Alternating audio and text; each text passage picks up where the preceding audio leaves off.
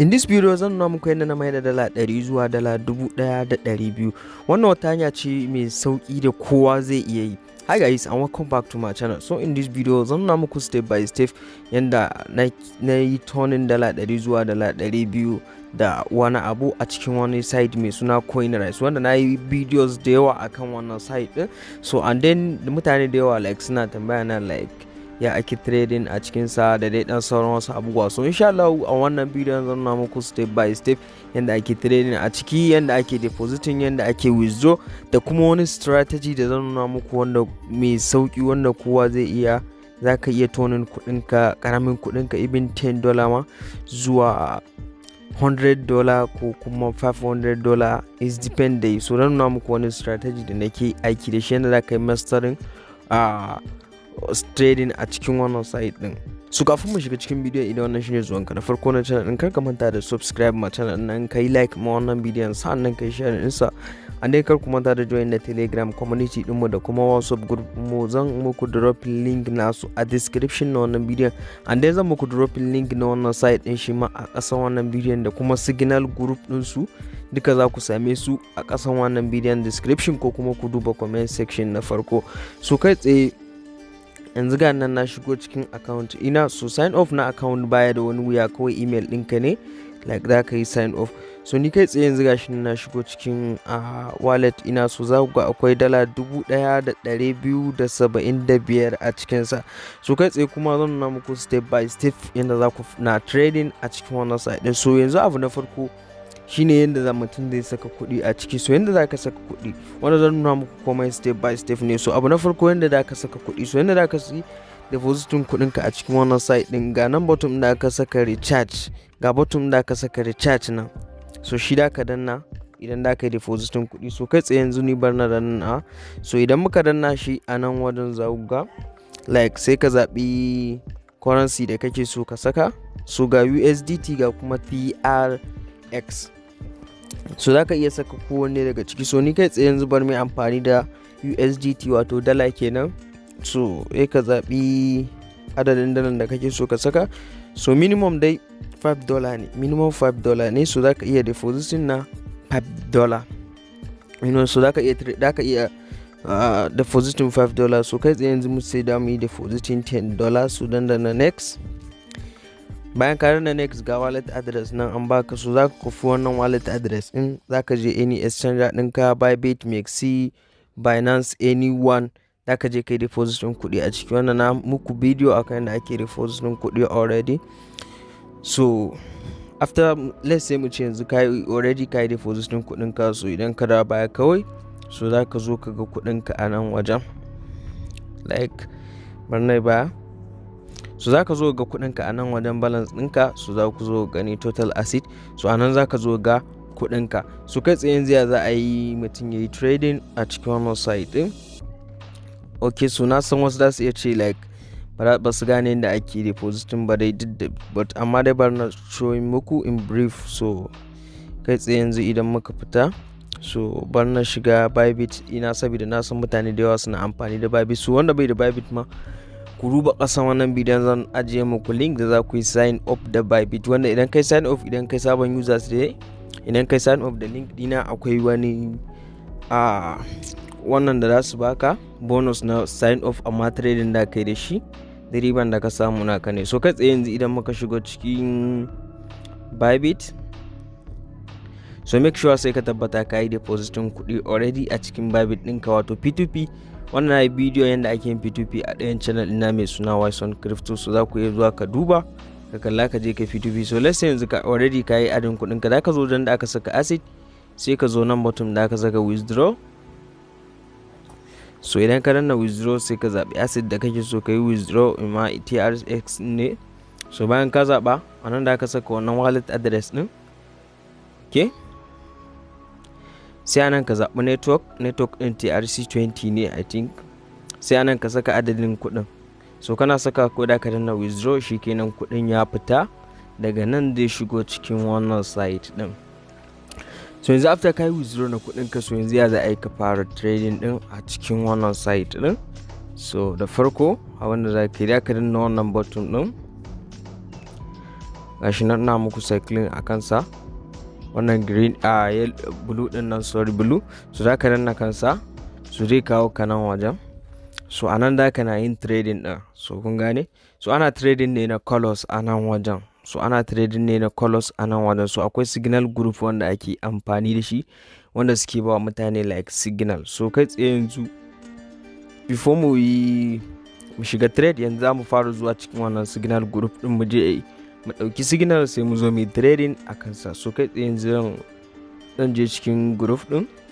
So zan muku drop link na group din a description na wannan bidiyon. So kai tsaye za ku ga gashi nan different signal ake ta sakewa a nan wajen.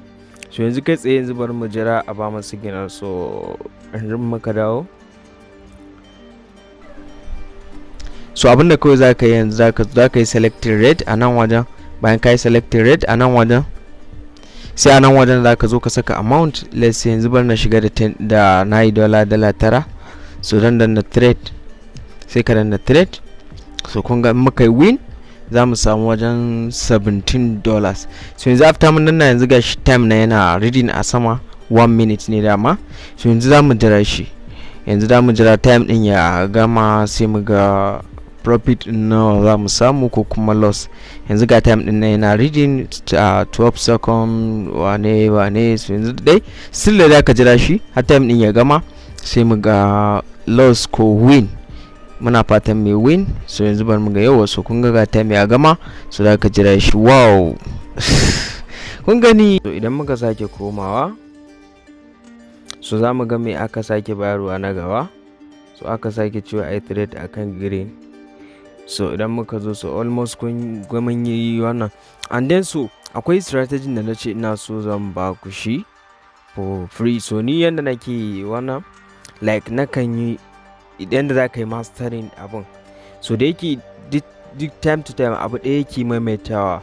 So ni nakan yi kokarin na fahimci wayannan abubuwan ne, kun fahimce ni. Yanzu for example, ni yanzu idan nan saka akan, yanzu da dan shiga trade din gaba, ni green dan saka, saboda idan muka duba previous da ga red and green ne ke barwa. Idan ya bada red ɗaya sai ba da green ɗaya, idan ya bada red ɗaya sai ba da green ɗaya. So nan ma yanzu ko da ban shiga trade din ba, amma dai green ne dai bayar nan gaba. Dai wuya an ba green ba ne. You see? So na gaba kuma ja ne, na gaba kuma ba lalle sake ba da green ba. So na gaba maybe ja ne. So duk time to time abu ɗaya yake maimaitawa. So abinda kawai za ka yi idan baka son amfani da signal group, shine kai masterin wannan abin da suke wannan kalolin, ya kalan yake tafiya. Gashi nan ana wajen kai masterin ɗinsa. So ni koda ban duba signal group ba, yanda yake na saba ganin wannan abun, like abu kusan abu ɗaya yake maimaitawa time to time. Idan ya bada wannan kala, ya bada wannan kala, sai sake canja, ya zo ya bada wannan pattern din, ya bayar. So kun gane. So yanzu yana kan mai ja and green ne. Idan ya bada ja ɗaya sai bada green ɗaya, idan ya bada ja ɗaya sai bada green ɗaya, idan ba haka. So zai iya canjawa kuma. So yanzu da ba mu shiga ba, zan iya ce na gaba kuma zai iya bada ja, amma bari mu gani. So yanzu gashi nan yana yawa. So kuma yanzu ya bada green. So maybe yana so ya canja ne, ko kuma yana so ya abin da ya yi a nan wajen. So kun ga nan ma bada green guda biyu ne. So maybe yanzu na gaba kuma zai iya bada ja, zai iya kuma bada green din. So zai iya canjawa anytime. So yanzu kai tsaye dai bari mu je sake duba signal group din, sai kuma sake yin trade akan wani kala. So like yanzu idan muka dawo, so yanzu bari na saka akan ja, bari na yi trade akan red. So akan red bari na sa masa $5, dala 5. So always dai irin wannan kana amfani da risk management. So like kar ka zo kawai kana saka kuɗin ka anyhow, musamman like in kai beginner ne. So ka tsara risk management ɗinka, da nawa za ka na shiga trade, haka. So kan like kuɗin ka $10 ne, lokaci guda ka sa $10 ko kana sa $5. So make sure sai ka tsara risk management naka. So kun ga almost yanzu mun shiga wajen trade nawa. So but amma bar na shiga kan green. So bar na sa $5. So daɗin wannan shi like yanzu kun ga ba mun yi loss ba. So yanzu za mu yi win trade guda ɗaya, duk zai yi recovering wannan loss ɗin da muka yi. zai mana recover da loss din da muka yi har da ma profit akai. So yanzu gashi nan mun sake shiga trade guda daya, amma dai kamar yadda nake faɗa muku kana apply na risk management, ka tsara risk management ɗinka. In $10 kake da shi ka ware da no za ka na shiga trade, da trade ɗaya nawa za ka shiga da shi a 0.2 ne ko 0.1 ko 0. kaza ko $1 dai. Ka tsara risk management mai kyau. So like kar kana shiga anyhow, ko ka shiga kawai da kuɗinka duka ko da rabin kuɗinka, so kaga in kai loss na kuɗinka duka shikenan. But amma in ka tsara risk management mai kyau, za ga kana ta tafiya a trade din, ko da ka yi loss idan ka yi win na gaba za ga ka yi recovering abin da ka samu, za ga haka. So kun gane, so almost trade in yau fa ya dai. So barna sake like shiga barna wata, amma dai barna duba signal group. So kun gane, bari mu duba signal group mu ga me aka ba mu. So aka ce mu trade akan rate. So yanzu barna saka akan rate, like barna saka $10, barna saka $10 yanzu. So make sure dai idan dai baka ga ba da gane abin da na muku bayanin nan ba za ka iya wannan ba. So kana amfani da signal group din, shi ma ana ba da signal mai kyau. Like dama normally mun sani wani kai win ne, wani kuma kai loss, wani kai win, wani kai loss. So dai kamar yadda na faɗa muku, win ɗaya zai maka recovering kuɗin da duk kai loss. So yanzu bari mu jira wannan trade din mun shiga akan rate. So bari mu gani. So gashi nan sauran sakanni, like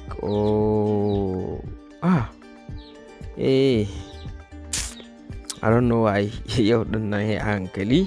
So guys, wannan shine step by step inda ake trading a cikin wannan site din na Coinryze. So after ka gama trade, like ka sami loss ko win, so kamar yadda na faɗa muku dai, ko da ka yi loss, trade ɗaya idan ka shiga zai iya recovering maka da loss da kai guda 10 ma. So kun gane, yadda ma ibin da profit ma akai. So after ka gama wannan din kuɗin ka inda ake withdraw, kuma da ka taɓa wannan bottom din, idan ka taɓa shi za ka je ka cike, like da ka saka amount da kake so ka yi withdraw, sai ka saka password ɗinka, yawwa sai kuma ka yi requesting, da su tura maka code da email ɗin da ka buɗe account ɗinka, that is all ka saka. So haka za ka cire kuɗinka. So shi ma yadda za ka cire kuɗinka, za ka je cikin Bybit ɗinka ko Binance, za ka je ka ɗauko address naka. So idan muka zo, so a nan wadanda za ka zo ga yadda aka saka deposit nan. So za ka dana deposit crypto, misali sai ka yi sacin USDT, TRX kuma kake so, sai ka zaɓi network ɗin Tron, sai ka yi copy na wallet address ɗinka. Kana kwafan wallet address ɗinka, ta cikinsa za ka je ka yi withdraw na kuɗinka a cikin wannan site ɗin. And then idan kana da groups kuma haka, za ka yi inviting ɗin su. Duk wanda ka yi inviting ɗinsu akwai wani percentage da ka na samu idan suna yin trade. So guys, idan kun ji daɗin bidiyon nan, kar ku manta da subscribe ma channel nan, ku like ma wannan bidiyon. Idan akwai mai tambaya kuma za ku iya rubuta min a comment section na wannan bidiyon, ko kuma direct kamar magana ta cikin Telegram ina zan muku dropping link na shi, ko kuma WhatsApp group ɗin mu akwai discussion group da na buɗe. So za ka iya zuwa kamar duk tambayan da kake da tambaya, ko kuma ka rubuta a